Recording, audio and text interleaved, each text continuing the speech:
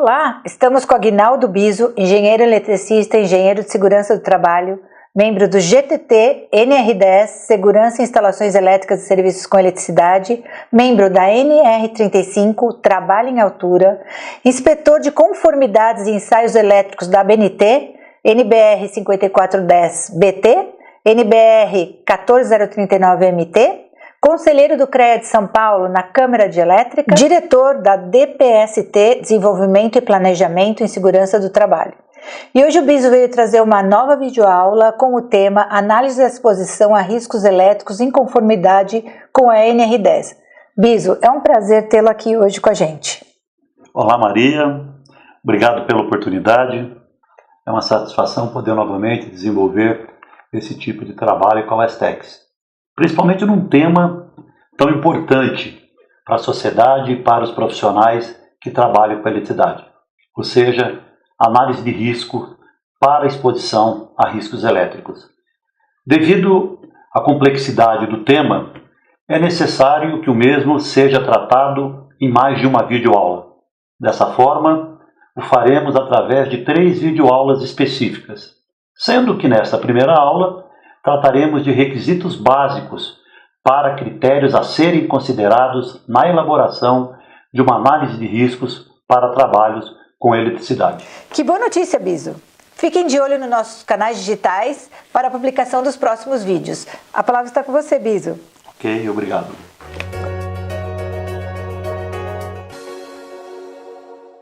Conforme falamos, esse tema será abordado em 3 videoaulas específicas. Nesta primeira videoaula, trataremos de critérios básicos para análise da exposição a riscos elétricos em conformidade com a NR10. O objetivo é tratar de forma sucinta e objetiva esses critérios mínimos a serem adotados por todos os profissionais que de alguma forma realizam atividades em instalações elétricas ou que elaboram análises preliminar para trabalhos com eletricidade. Trataremos sobre os requisitos técnicos legais estabelecidos pela NR10 e pelas normas técnicas da ABNT.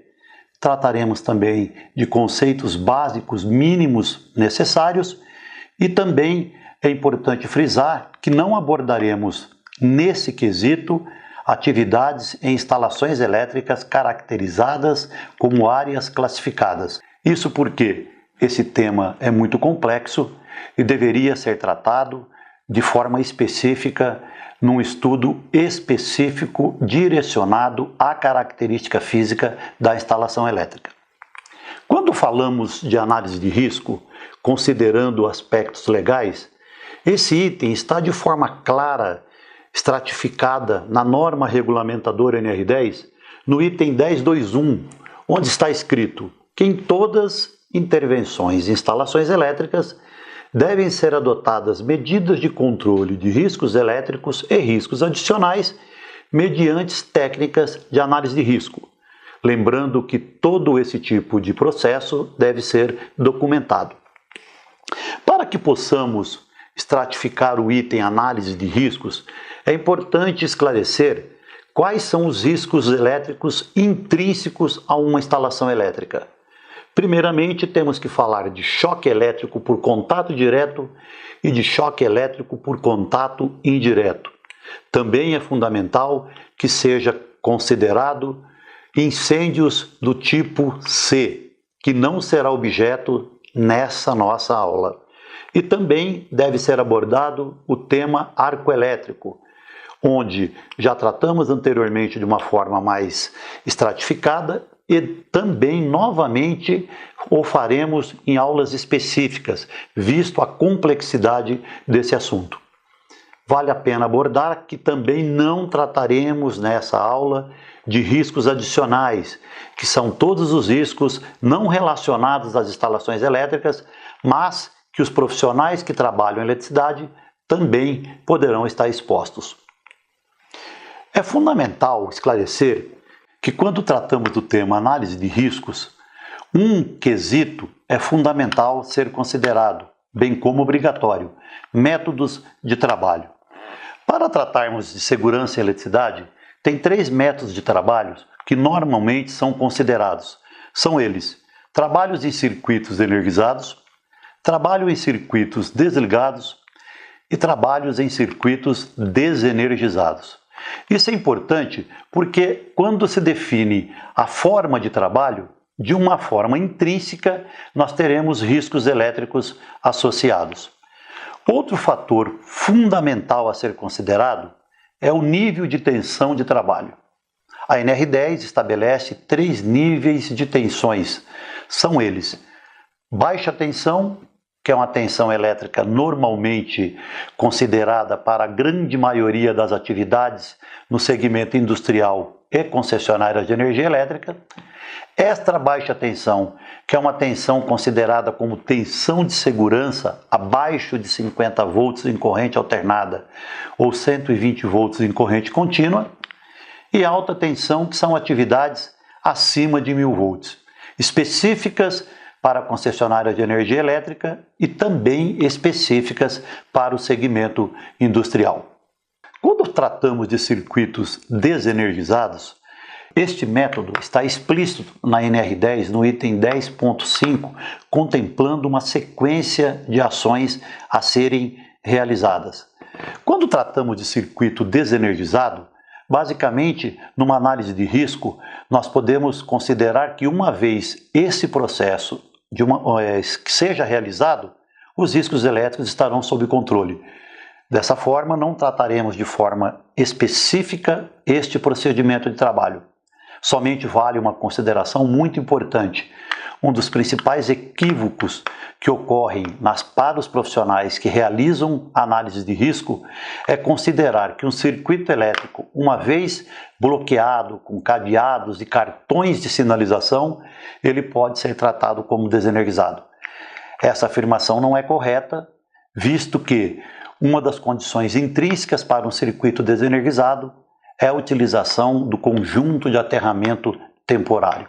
Dessa forma, quando falamos de circuitos bloqueados através de sistemas de bloqueio, estamos tratando de trabalhos em circuitos desligados. Um outro método de trabalho que deve ser considerado, e principalmente para a grande maioria das atividades que são realizadas no setor elétrico, bem como no segmento industrial, em níveis de tensão caracterizados como baixa tensão, ou seja, acima de 50 volts em corrente alternada e abaixo de 1000 volts, predominante na grande maioria das atividades, é o trabalho com circuito energizado. E dessa forma, para tratarmos numa análise de risco de forma correta esse tipo de atividade, é necessário que seja definido de que forma esse trabalho está sendo realizado. Ou seja, estamos trabalhando em contato direto, em contato indireto, à distância, em proximidade, ou estamos tratando de atividades de liga e desliga de equipamentos elétricos comuns? Essa resposta é fundamental para que nós possamos definir medidas de controle específicas, eficazes e direcionadas para cada tipo de atividade.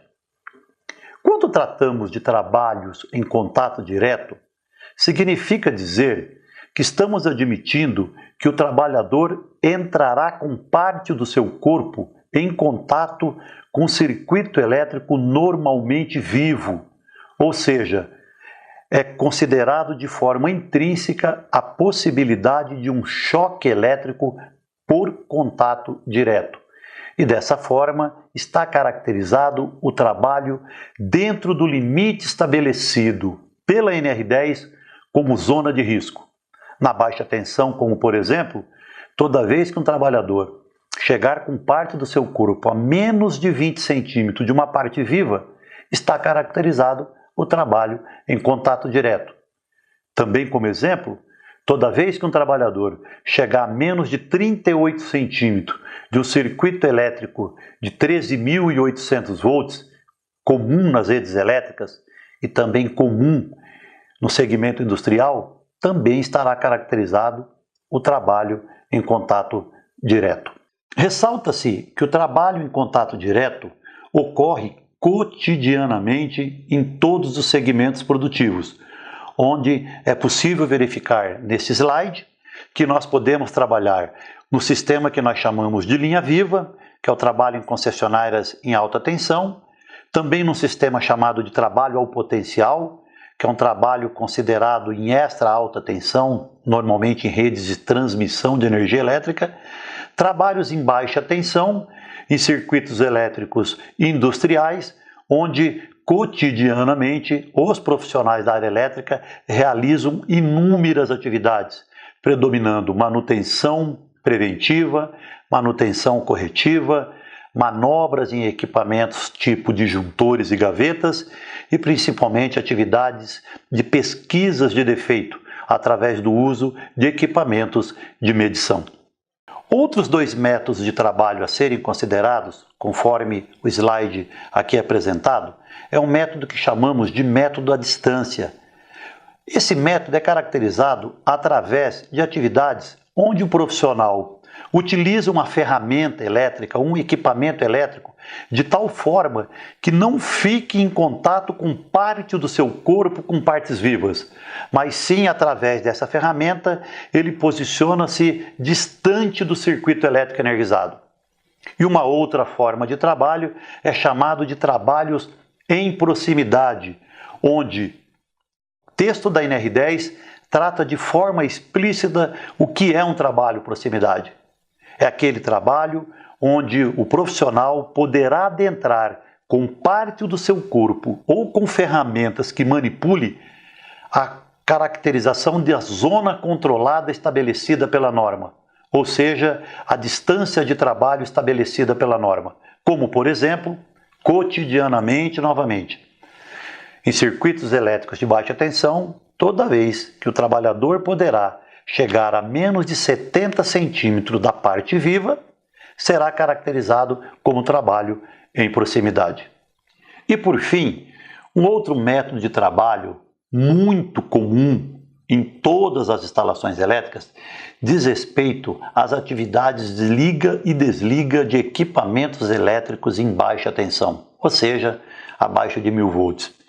Essas atividades normalmente são realizadas por pessoas que não são da área elétrica, denominadas pessoas comuns pelas normas da ABNT, que nós chamamos de BA1, ou pessoas BA4, pessoas advertidas, que são aqueles profissionais que executam atividades de liga e desliga cotidianos de equipamentos ou máquinas elétricas, mas que também não será tratado nessa videoaula, onde o principal requisito de segurança está ligado à característica física construtiva da instalação elétrica e que, num momento oportuno, posteriormente, trataremos com mais detalhes desse tipo de atividade. Para que possamos tratar de forma clara a exposição a riscos elétricos, alguns conceitos técnicos específicos são necessários. Basicamente, quando falamos de contato direto ou de contato indireto.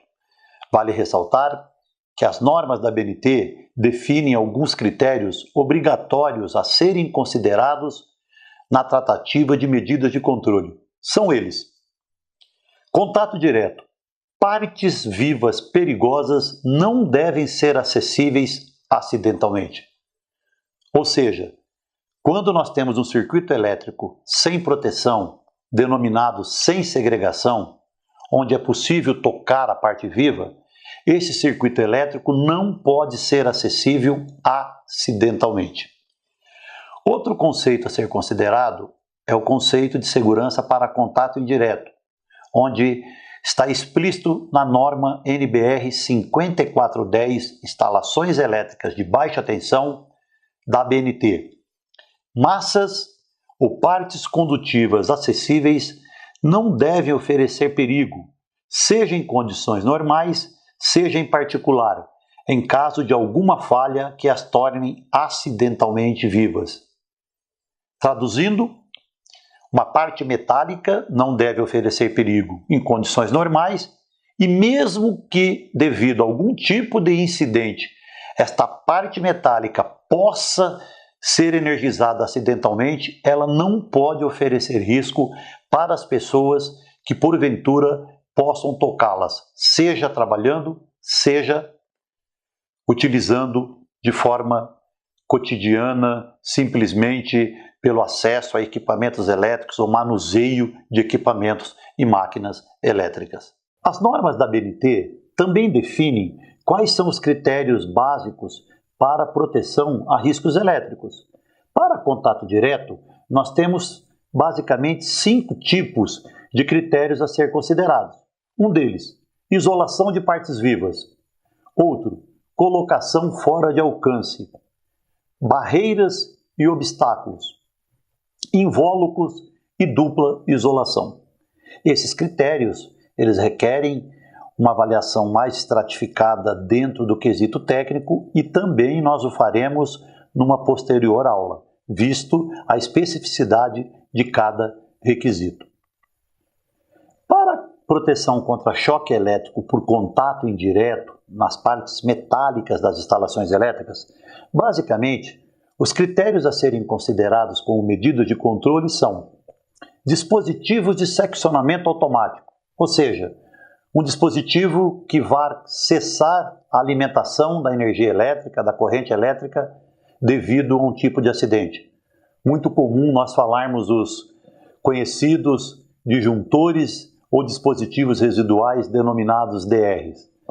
Equipotencialização, sistemas de aterramento e monitor de isolação.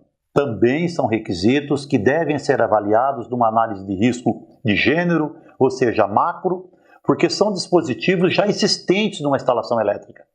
E dessa forma, quando formos elaborar uma análise de risco, quando tratarmos de medidas de controle coletivas ou de engenharia, esses requisitos devem ser considerados. E também serão objeto, de uma forma mais estratificada, a discussão dos mesmos numa aula posterior. Outro fator fundamental numa análise de risco é a diferenciação entre a exposição ao risco de choque elétrico e a exposição ao risco de arco elétrico. Tal situação é fundamental numa análise de risco, visto que mais de 80% de todos os acidentes de origem elétrica na área industrial referem-se a queimaduras por arco elétrico. E numa análise de risco, isso se torna obrigatório devido ao fato de que as medidas de controle para choque elétrico não são as mesmas para a proteção ao risco de arco elétrico. Isso é fundamental ser esclarecido, uma vez que a maioria das análises de riscos existentes, de uma forma errônea, não separam ou não diferenciam as medidas de controle para ambos os riscos, principalmente quando tratamos de distâncias de segurança.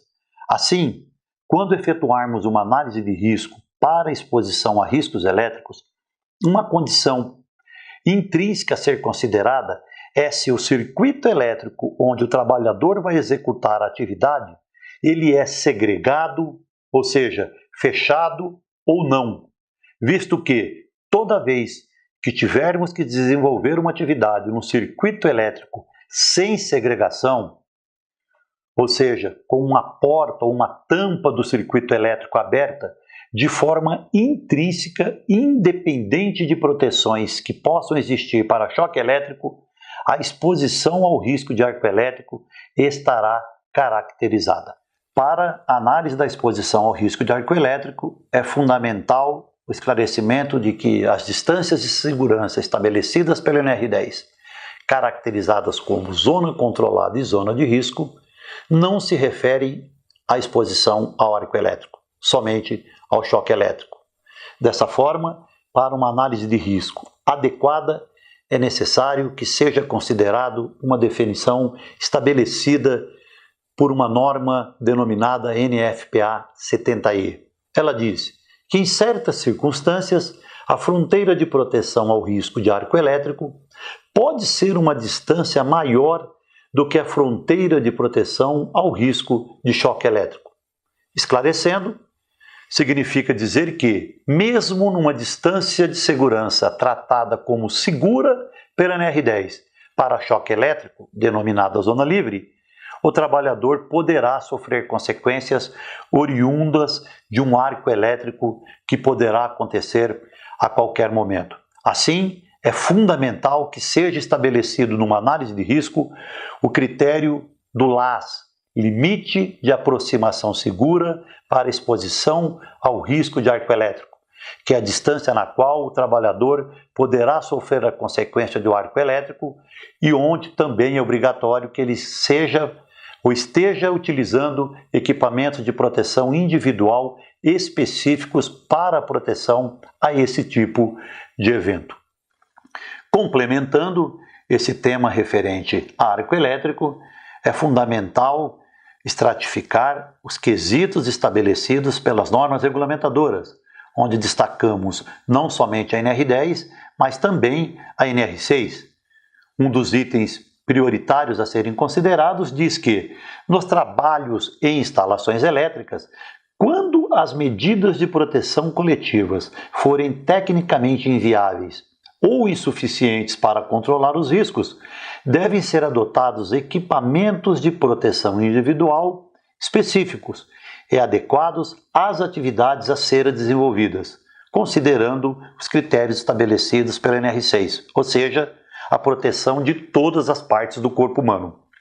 E assim, em complemento ao estabelecido pela NR10, as vestimentas de trabalho devem ser adequadas às atividades, devendo contemplar condutibilidade, inflamabilidade e influências eletromagnéticas. Dessa forma, novamente, ressalto que a adoção do EPI como medida de controle deve contemplar esses dois requisitos, onde vale ressaltar a questão da responsabilidade por essa definição. Ou seja, uma vez que você opte pelo EPI, sendo esse a última barreira de proteção estabelecida pela NR10, e o mesmo seja inadequado ou insuficiente, quem é o responsável pela definição e especificação do mesmo? Assim, quando tratamos da definição de medidas de controle para trabalhos com eletricidade a serem consideradas numa análise preliminar de riscos para trabalhos com eletricidade, é fundamental que tenhamos como pré-requisito o princípio geral de segurança estabelecido pelo NR10. Ou seja, nesse slide vocês podem verificar a hierarquia estabelecida pela norma, onde, primeiramente, devemos considerar o trabalho desenergizado. Também, em seguida, o emprego da tensão de segurança, denominada extra-baixa tensão. Após isso, devemos considerar a utilização de medidas de controle coletivas, ou seja, medidas de engenharia, onde seja possível o controle de riscos elétricos através da característica construtiva das instalações elétricas. Em seguida, devemos considerar o uso de procedimentos adequados que minimizem a exposição do trabalhador a riscos elétricos.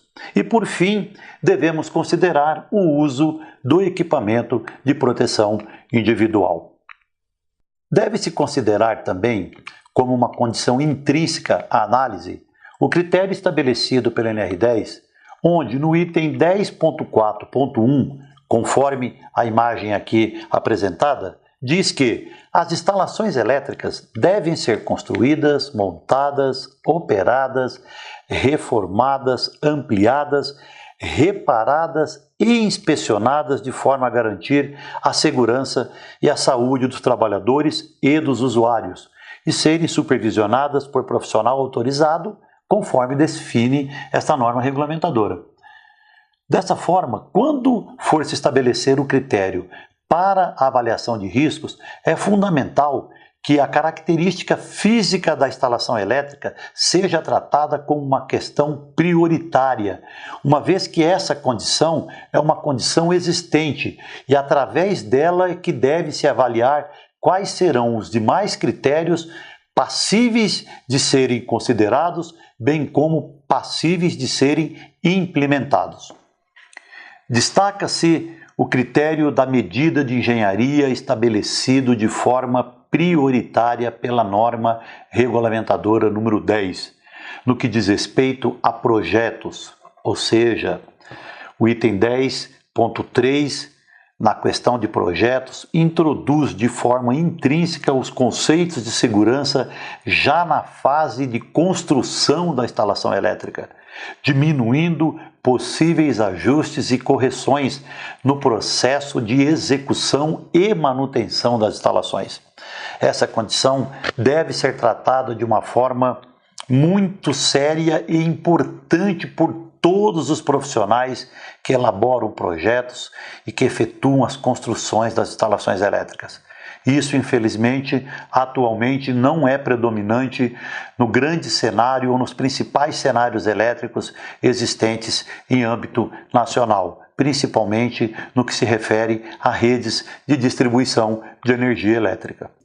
Assim, para que possamos definir de uma forma bem objetiva os critérios mínimos a serem considerados numa análise de risco, é demonstrado nesse slide que os critérios a serem considerados devem levar em conta alguns fatores intrínsecos, ou seja, sistema elétrico de potência ou sistema elétrico de consumo, níveis de tensão, competência de pessoas, características construtivas das instalações elétricas.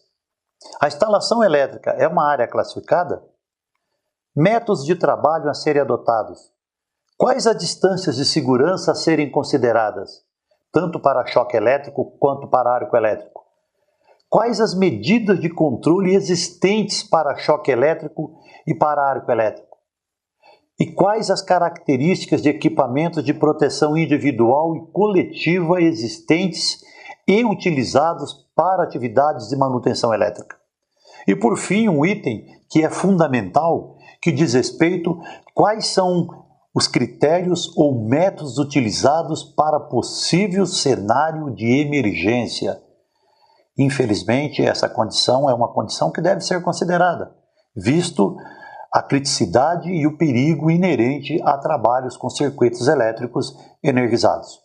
Em resumo, os critérios a serem considerados para análise da exposição ao risco de choque elétrico, conforme evidenciado nesse slide, deve considerar o que segue: nível de tensão, métodos de trabalho, se existe a necessidade de descompartimentar invólucros, ou seja, é necessário abrir portas ou tampas de circuitos elétricos, tirando a segregação. Outro quesito a ser considerado é o que nós chamamos de grau IP, é a característica construtiva do invólucro quanto à possibilidade de acesso acidental à parte viva. Outro requisito: quais os EPIs a serem utilizados? Existem medidas de engenharia para controle do choque elétrico? Os documentos de liberação utilizados pelos trabalhadores contemplam de forma clara as medidas de controle para choque elétrico? Existem dispositivos de seccionamento automático da alimentação em caso de acidente? Quais são os critérios para emergência? Existe sinalização adequada evidenciando quais são os riscos elétricos inerentes ao choque elétrico na instalação elétrica? Esses critérios são intrínsecos e mínimos. Da mesma forma, outros critérios deverão ser considerados quando se fizer a análise da exposição ao risco de arco elétrico. E como já ressaltado anteriormente, devem ser considerados de forma diferenciada, mesmo que alguns critérios sejam os mesmos. São eles: o circuito é energizado ou não? Qual é o nível de tensão? Qual é o método de trabalho? É contato direto, indireto, distância, proximidade? A instalação elétrica é segregada com barreiras e invólucros para proteção ao risco de arco elétrico? Qual é o nível de energia incidente em calorias por centímetro quadrado existente na instalação elétrica? Quais os EPIs necessários para proteção ao risco de arco elétrico? A atividade desenvolvida está caracterizada como sendo dentro do limite estabelecido como limite de aproximação segura para arco elétrico? Qual é essa distância? Existem medidas de controle específicas para proteção ao risco de arco elétrico? Como, por exemplo, o relé de arco, o painel é a prova de arco? Existe controle no sistema de seletividade? Enfim, são parâmetros técnicos específicos de engenharia que devem ser considerados. não só no projeto, quando possível, mas principalmente na execução, e também já são existentes na instalação elétrica. E devido à complexidade dos mesmos, também serão tratados posteriormente numa videoaula específica. Assim, em considerações finais que faremos agora, vale ressaltar o que segue. Predominam análises de riscos genéricas que não contemplam de forma clara os riscos elétricos existentes e as medidas de controle adequadas. Os documentos utilizados para liberação, como por exemplo, permissões de trabalho, APRs e etc., não contemplam conceitos técnicos básicos estabelecidos pela NR10, como zona de risco, zona controlada e limite de aproximação segura para arco elétrico. Predominam análises de risco com técnicas dedutivas, ou seja, considerando que os profissionais conhecem os riscos e dessa forma elas são alicerçadas em usos e costumes. Isso é muito comum se verificar, que se utilizam medidas de controle ineficazes ou limitadas, principalmente quando se diz respeito ao uso de equipamentos de proteção individual, ou melhor, ao não uso do equipamento de proteção individual, como luvas isolantes de borracha para determinadas atividades, como o não uso de protetor facial ou de outros tipos de EPIs específicos para proteção ao risco de arco elétrico. A capacitação dos profissionais autorizados para trabalhos com eletricidade, bem como profissionais da área de segurança e saúde do trabalho, são vulneráveis, principalmente com cursos de NR10 genéricos que não contemplam de forma clara os princípios básicos estabelecidos pela norma para medida de controle de riscos elétricos e dessa forma, mesmo com determinados treinamentos, os usos e costumes inadequados permanecem os mesmos, sem que os profissionais consigam visualizar esse tipo de situação. Assim, finalizamos essa nossa videoaula, onde tratamos de forma objetiva critérios genéricos para análise de riscos para trabalhos com eletricidade, onde ressalto novamente que posteriormente teremos outras videoaulas específicas e bem técnicas retratando requisitos técnicos característicos de instalações elétricas voltado para análise de riscos elétricos de choque elétrico e quesitos específicos para análise da exposição ao risco de arco elétrico. Obrigado e até uma próxima oportunidade. Antes da gente encerrar, eu tenho 3 perguntas e 2 delas são polêmicas. Posso fazer? Com certeza. Então eu vou começar pela mais fácil, tá? Qual é a maior dificuldade na elaboração de uma análise de risco, na sua opinião? Bom, esse tema análise de risco é um tema complexo. Eu entendo que um dos principais fatores de dificuldade refere-se ao desconhecimento pelos profissionais que elaboram essa ou essas análises de risco quanto a critérios básicos estabelecidos, seja pela norma regulamentadora, seja por normas técnicas.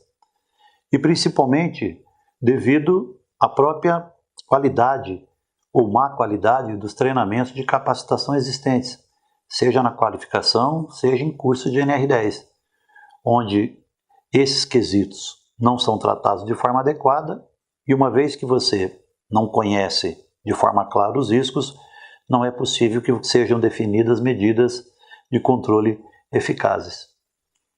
E aí, qual seria a dica que você dá aí para a nossa audiência em relação a uma excelência de qualificação para a elaboração de uma análise de risco?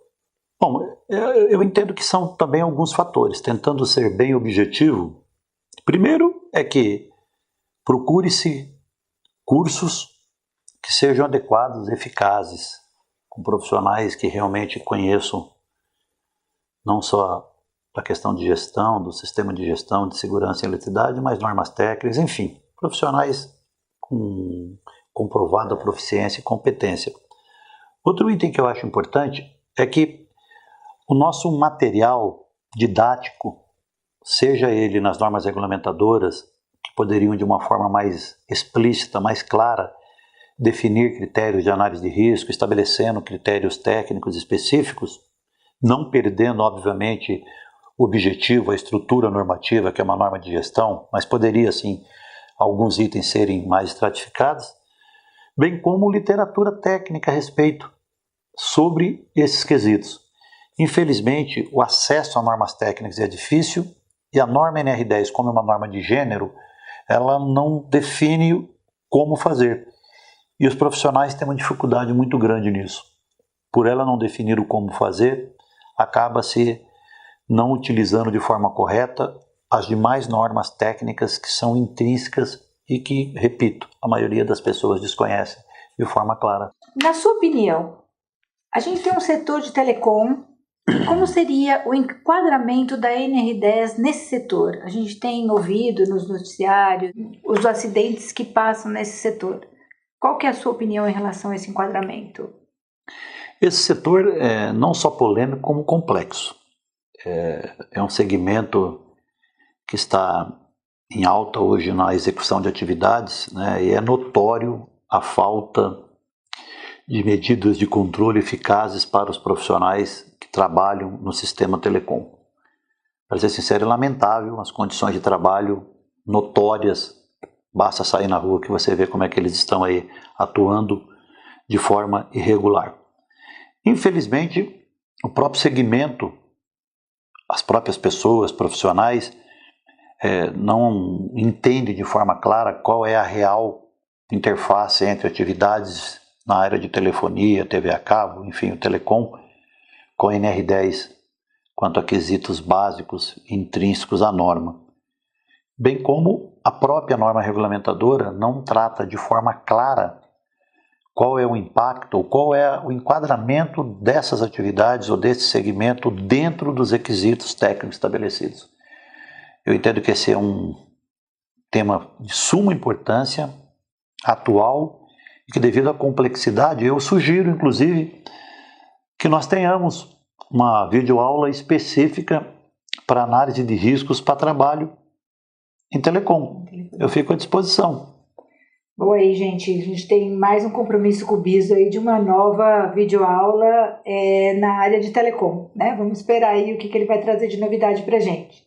E aí, encerrando, Biso, a NR10 ela foi é uma norma que foi revisada em 2004.